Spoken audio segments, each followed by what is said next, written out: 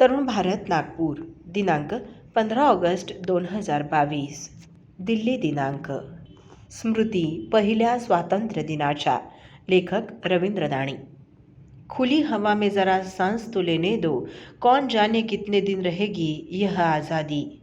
15 August 1947च्या सकाळी अशीच काहीशी भावना देशवासियांची असावी. काही तासांपूर्वी म्हणजे रात्री 12 वाजता तत्कालीन पंतप्रधान जवाहरलाल नेहरू यांचं ऐतिहासिक भाषण संसदेच्या केंद्रीय कक्षात झालं होतं आणि सकाळी देशाच्या पहिल्या स्वातंत्र्य दिन सोहळ्यासाठी दिल्लीतील नागरिक मोठ्या संख्येने लाल किल्ला परिसरात एकत्र झाले होते.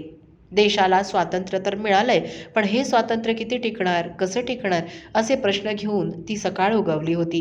पण स्वातंत्र्य टिकलं, रुजलं आणि फुललं देखील. 75 वर्षांनंतर आज देश पुन्हा एक स्वातंत्र्य दिन सोहळा साजरा करतो आहे. जगातील सर्वात मोठा लोकशाही असलेला, जगातील एक अणुसमृद्ध आणि एक परिपक्व देश. आज भारताचं स्वातंत्र्य जगात दिमाखाने झगमगतंय आणि एक दिवस अगोदर स्वातंत्र्य मिळालेल्या पाकिस्तानची काय स्थिती आहे? पाकिस्तानने भारतापासून वेगळं, विभक्त होण्याचा अट्टाहास धरला आणि या देशाचं स्वातंत्र्य जगासाठी उपहासाचा विषय झालं. Separated at birth. दोन जुळ्या देशांचं चित्र जगासमोर आहे. एकीकडे लोकशाही रुजलेला समृद्ध भारत आणि दुसरीकडे कंगाल होण्याच्या उंबरठ्यावर असलेला पाकिस्तान. एकीकडे दहशतवादाच्या झळा बसलेला भारत तर दुसरीकडे दहशतवादी राष्ट्र घोषित होण्याच्या यादीत जाण्यापासून वाचण्यासाठी धडपडणारा पाकिस्तान. एकीकडे 2 पंतप्रधानांचं बलिदान देणारा भारत आणि दुसरीकडे आपल्याच पंतप्रधानांचे बळी घेणारा पाकिस्तान.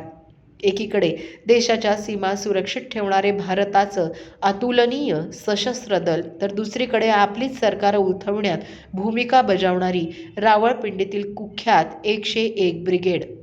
एकीकडे आपल्या संशोधकांच्या बळावर अण्वस्त्र संपन्न होणारा भारत तर दुसरीकडे चोरून आणलेल्या शुद्ध युरेनियमच्या आधारे अण्वस्त्र बनविणारा पाकिस्तान. ही आहेत 75 वर्षातील 2 देशांची वाटचाल. शहनाई वादनाने प्रारंभ.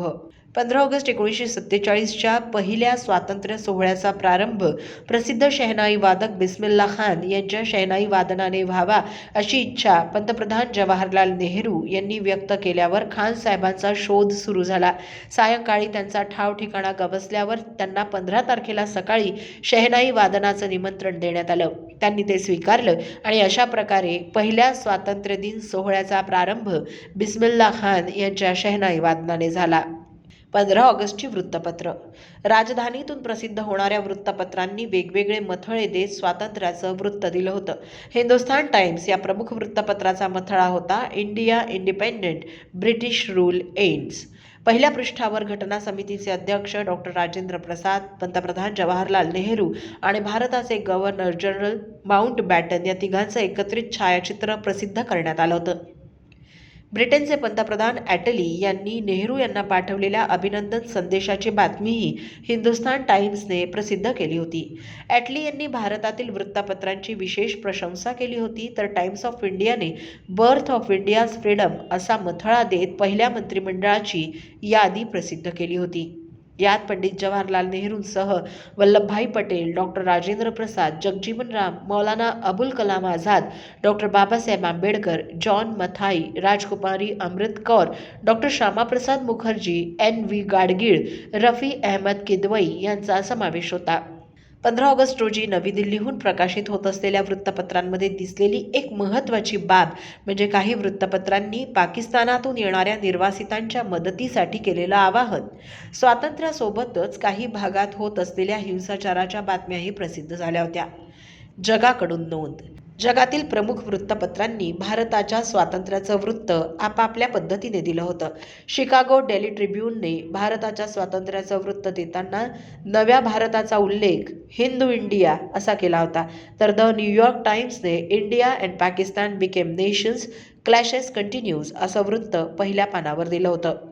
गांधीजींचं उपोषण.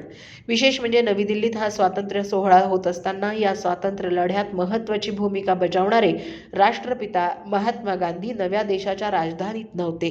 दिल्लीपासून दूर कोलकात्यात त्यांनी एका दिवसाचं उपोषण केलं होतं. स्वातंत्र्य लढ्यास परमेश्वराने यश दिलं होतं. परमेश्वराचे आभार मानण्यासाठी गांधीजींनी हा निर्णय घेतला होता. लाल किल्ला परिसरात जल्लोष. 14-15 ऑगस्टच्या रात्रीपासूनच लाल किल्ला परिसरात जल्लोष होता. नागरिकांचे जथ्थे ठिकठिकाणी दिसत होते, असं वृत्त दुसऱ्या दिवशीच्या वृत्तपत्रांनी प्रसिद्ध केलं होतं. संसद भवन, विजय चौक या भागातही नागरिक मोठ्या संख्येत गोळा झाले असल्याचं छायाचित्र प्रसिद्ध करण्यात आलं होतं. संसदेच्या सेंट्रल हॉलमध्ये एक सोहळा झाला होता. त्यात घटना समितीच्या सदस्यांना निमंत्रित करण्यात आलं होतं. रात्री 11 वाजता सुरू झालेला हा सोहळा रात्री 12 नंतर संपला. याचा प्रारंभ वंदे मातरमच्या गायनाने झाला होता. नंतर आचार्य कृपलानी यांच्या पत्नी आणि काँग्रेस नेत्या श्रीमती सुचिता कृपलानी यांनी सारे जहां से अच्छा आणि जन गण मन ही 2 गीतं म्हटली होती. या सोहळ्यात 3 भाषणं झाली होती. उत्तर प्रदेशातील एक नेते चौधरी खलीकुज्मान, डॉक्टर सर्वपल्ली राधाकृष्णन आणि पंडित जवाहरलाल नेहरू यांची. नेहरूंचं भाषण शेवटचं होतं, जे ऐतिहासिक ठरलं होतं. विशेष म्हणजे भारतातील चीनी राजदूताने या सोहळ्यासाठी एक कविता तयार करून पाठवली होती. डॉक्टर चिया लुनिलो यांनी पाठवलेल्या या कवितेचा विशेष उल्लेख करण्यात आला होता. रात्री ठीक 12 वाजता उपस्थित सदस्यांनी वैभवशाली भारताच्या निर्मितीची शपथ घेतली आणि 15 ऑगस्ट 1997 रोजी देशाच्या स्वातंत्र्याचा सुवर्ण महोत्सव साजरा करण्यात आला. हा सोहळा अनुभवण्याचं भाग्य मला लाभलं. त्यावेळी HD देवेगौडा देशाचे पंतप्रधान होते. रात्री 12 वाजता संसद भवनात हा सोहळा आयोजण्यात आला होता. रात्री 12 वाजता संसदेच्या दोन्ही सभागृहांचा असा सोहळा प्रथमच आयोजित करण्यात आला. त्यावेळी केंद्रीय कक्षात एक वेगळंच वातावरण जाणवत होतं. त्यात एक जादू होती. या सोहळ्यासाठी गानसम्राज्ञी लता मंगेशकर यांना आमंत्रित करण्यात आलं होतं. त्यांनी सारे जहां से अच्छा हे गीत सादर केलं होतं. एक लहानसा समारोह झाल्यावर संसद भवनातील हा सोहळा संपला. त्यानंतर दिल्ली सरकारतर्फे इंडिया गेट आणि बोट क्लब परिसरात एक लेझर शो आयोजण्यात आला होता. मध्यरात्रीही बोट क्लबला जणू जाग आली होती. पहिल्या स्वातंत्र्यदिन सोहळ्याच्या स्मृती या सोहळ्याने जागृत केल्या होत्या. अमृत महोत्सव. आज देशाच्या स्वातंत्र्याचा अमृत महोत्सव साजरा केला जातोय. पुन्हा तो लाल किल्ला, पुन्हा एकदा स्वातंत्र्याचा जल्लोष आणि जयघोष. आणि हा अमृत महोत्सव साजरा होत असताना हे स्वातंत्र्य किती दिवस टिकेल, ते कसं असेल, हे प्रश्न आता राहिलेले नाहीत. स्वातंत्र्याच्या सुखद वातावरणात ते पार विरून गेले आहेत. देशाच्या नसानसात स्वातंत्र्याची भावना पक्की रुजली आहे, जी लीडर चित्रपटातील एका गीतात व्यक्त झाली आहे. अपनी आज़ादी को हम हरगिज मिटा सकते नहीं, सर कटा सकते हैं लेकिन सर झुका सकते नहीं. दिल्ली दिनांक या सदरातील रवींद्र दाणी यांचा हा लेख आपण तरुणभारत.net या संकेतस्थळावरही ऐकू शकता. असेच अभ्यासपूर्ण लेख ऐका फक्त डिजिटल तरुण भारतसोबत.